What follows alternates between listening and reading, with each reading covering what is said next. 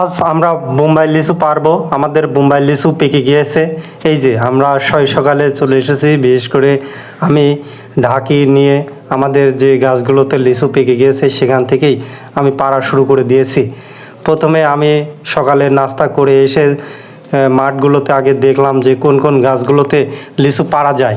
এরপরে যেই গাছগুলোতে লিচু পাড়া অবস্থা রয়েছে পাকা, সেগুলো বেছে বেছে পাড়া হবে আজকে আমাদের। প্রথমে আমি এই যে গাছ থেকে পেড়ে ঢাকের মধ্যে সুন্দরভাবে রেখে দিচ্ছি। ঢাকিতে রেখে দেওয়ার পরে এই ঢাকি নিয়ে যাব আমরা একটি গাছের নিচে, চট বিছিয়েছি, সেখানেই এই লিচুগুলোকে সুন্দরভাবে সাজিয়ে রাখবো। সেখান থেকে আবার লিচু বাছা হবে। বাছার পরে 50টা করে আটি বাঁধা হবে গুনে গুনে। সেগুলোকে আবার একটি ঝুড়ির মধ্যে 1100 করে দেওয়া হবে, অর্থাৎ 1000 লিচু এবং 100 লিচু ধলন, এই মোট 1100 লিচু আমরা দিয়ে একটি ঝুড়ি করব। ঝুড়ি করার পরে আমাদের এই লিচুগুলা বগুড়া মুকামে চলে যাবে। এদিকে সকালে বৃষ্টি হয়েছে, এজন্য মাঠ কিছুটা ভিজা রয়েছে।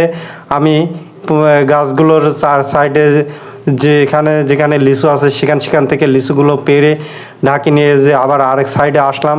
আরেক সাইডে এসে নিচ থেকে যত দূর পারা যায় ততটুকু পেরে নিচ্ছি, এরপরে গাছে উঠবো।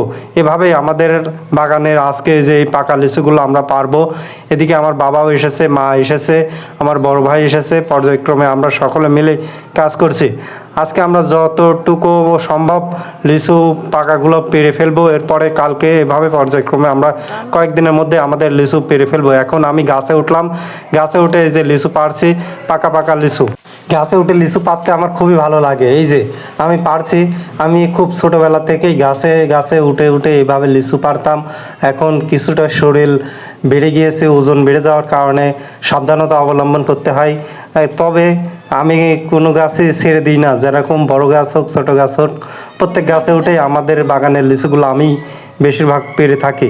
আমার এক ঢাকি লিচু পাড়া হয়ে গেছে। এই ঢাকিটা আমি কাকালি করে নিয়ে যাচ্ছি যেই গাছের নিচে আমরা চট পেরেছি, ওই যে ওই গাছের নিচে, ওখানেই এই লিচুগুলোকে আমরা সুন্দরভাবে রেখে দেব। এখান থেকেই বাছা হবে এবং গুনা হওয়ার পরে ঝুড়ি করা হবে। পর্যায়ক্রমে আমি এখন এই ঢাকির লিচুগুলোকে সুন্দরভাবে সাজিয়ে রাখছি, যাতে করে লিচুগুলোকে আবার গুনতে এবং বাছতে সুবিধা হয়।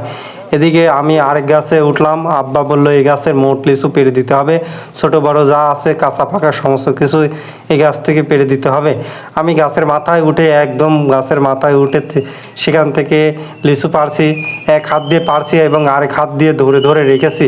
এভাবে পর্যায়ক্রমে আমি লিচু ভাঙছি, আর আপনাদের সাথে এভাবে লিচু ভাঙার দৃশ্য সবার সাথে শেয়ার করলাম। ভালো থাকবেন।